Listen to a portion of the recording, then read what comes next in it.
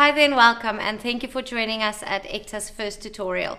Today we're going to have a look at how to make a basic black and white centerpiece out of a few things you can find around the house in close supermarkets and your florist shops.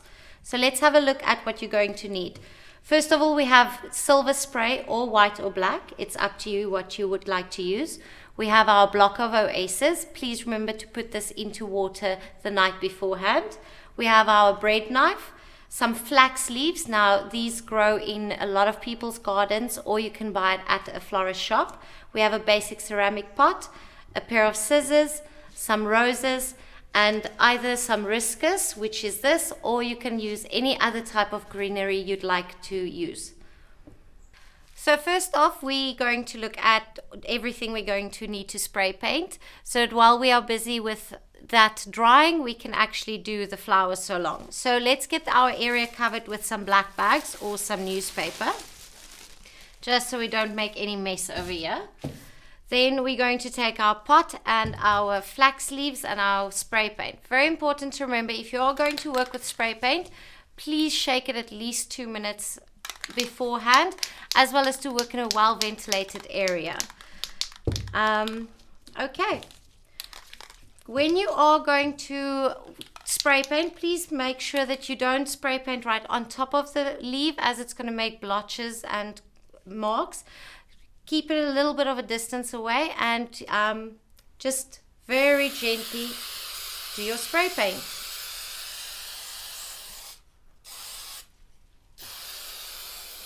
Okay, so I'm going to put these down for now. I just want to quickly tell you about the actual pot itself. When you spray paint this, you can actually keep your hand on the inside, so when you spray paint it, you don't actually have to touch the outside at all. I'm going to take these now and just hand it to my assistant so we can continue to the next part.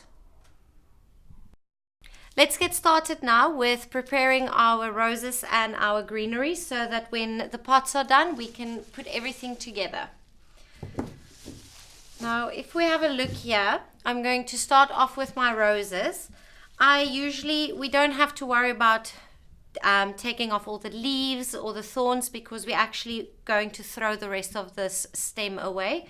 We're just going to look at use the top part. Now, I usually like to use about 3 fingers. So if you have a look at that, so I'd cut it round about here. And this length of rose we can really use for quite a few and a couple of different types of actual centerpieces. So let's cut about 5 of these.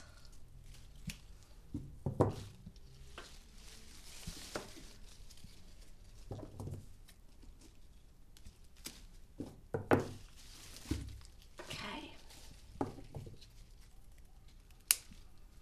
You can see over here they're all quite the same length. Just remember, you can always cut away a little bit more, but you can't add to the stem afterwards, and you don't want to actually waste your roses. So that should be more than enough for my little centerpiece.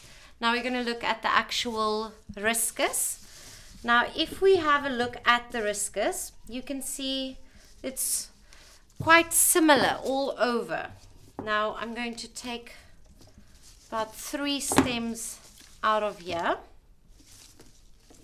So let's take 4. And what we do over here is we don't, it's unnecessary to try and use the whole length of it. First of all, our pot is way too small, and we don't have to only use the tops and waste the rest. You can see it almost makes little bunches over here, and that's what we're going to focus on. So what we're going to do is we're cutting the little bunches off and separately from each other. And by doing this, and over here you can see is one that's a little bit odd, so we're going to cut that away. And by doing this, we're actually making a couple of little pieces from the one stem itself. And this goes a very far way in your actual floral arrangements. I think we're going to need a little bit more. There's an odd one again. And if we look at our pot, which is about this size, I think, say, let's do a couple of more just to be sure. And that should do it. And here we have our flowers prepared, and now we can just go grab that pot and put everything together and get our centerpiece done. Now that we have our pot, we can prepare our oasis. So I have my oasis over here, and what I usually do is I use the actual pot to determine how big the oasis should be cut. Remember, you can always cut a little bit off during the thing. You can't add really, otherwise you end up with lots of different parts. So very easily I actually just mark my pot size, and I can, now if you have a look over here, I try and cut on the inner one because we have quite a bit of a thick rim on this actual pot. And you will cut this as if you are cutting bread.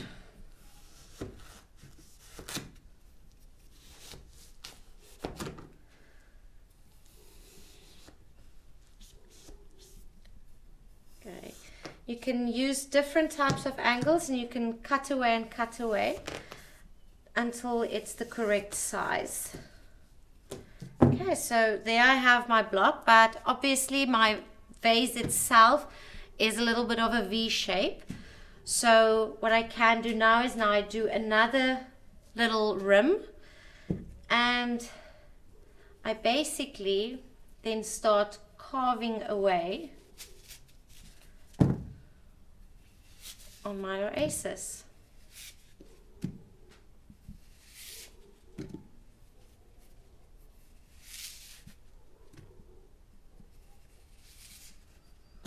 And you can have a look over here. My oasis didn't lie long enough in the actual water, so please make sure you leave your oasis right through the night. Okay, and there we have it. Our oasis fitting nicely into our pot.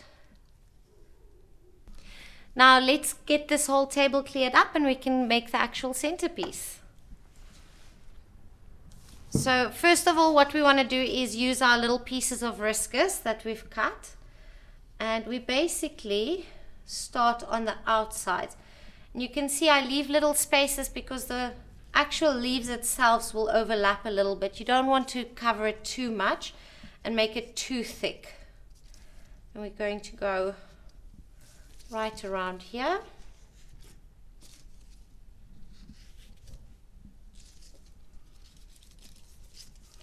Please always remember to judge your centerpiece from right around, and if you have to, lift it up to see how it will look from the sides as well. And then we start to fill it up on the inside as well.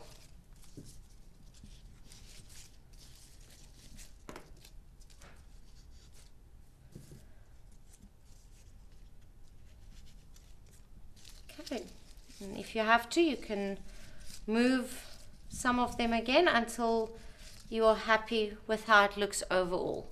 Now we're going to take our roses, and remember, if the roses are a little bit too long, you can still cut a little bit off with that, and we're just going to space it out nicely.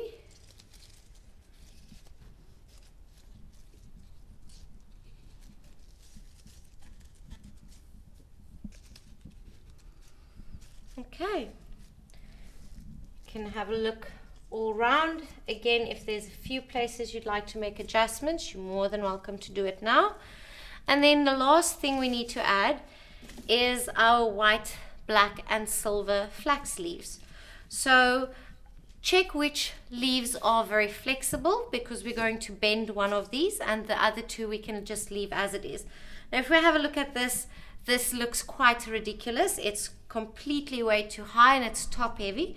So I'm going to just have a look here, cut it a little bit. Please make sure to cut it into a sharp point so that we have something that can actually go into the oasis. We're going to bend that a little bit.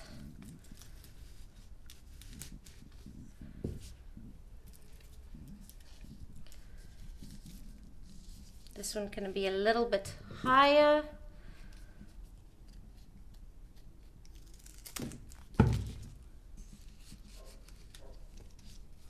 If you wanted to, you could be very creative. You can do little stripes on one of them as well, just to do something interesting. And the idea with this one is just to bring in another dimension. And I can cut this one again.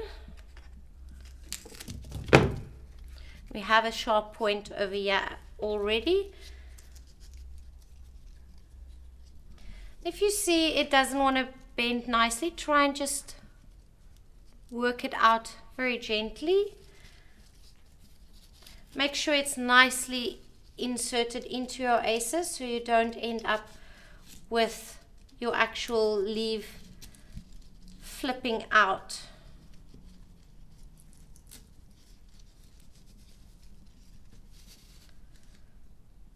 Okay, if you have a problem like me over here and it doesn't want to go in, you can just cut away the soft point. We can insert it over here. Make sure our angles are right.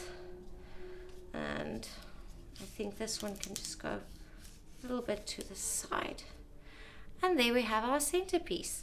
Now let's get everything just cleared up over here so we can see how it will look actually on an actual table.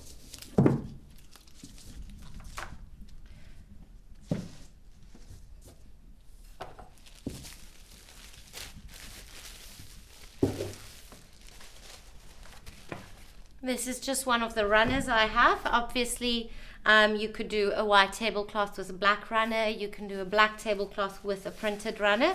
This is completely up to you, but I just want to give you an effect how it's going to look at the end. And there we have our centerpiece, and that's about it. Very easy to do. It's not a lot of money, it's not a lot of effort. And I'm going to show you in our next tutorial next time how to use the exact same leaves as well as greenery and roses, and how we can change that into a funky hat centerpiece for Hollywood.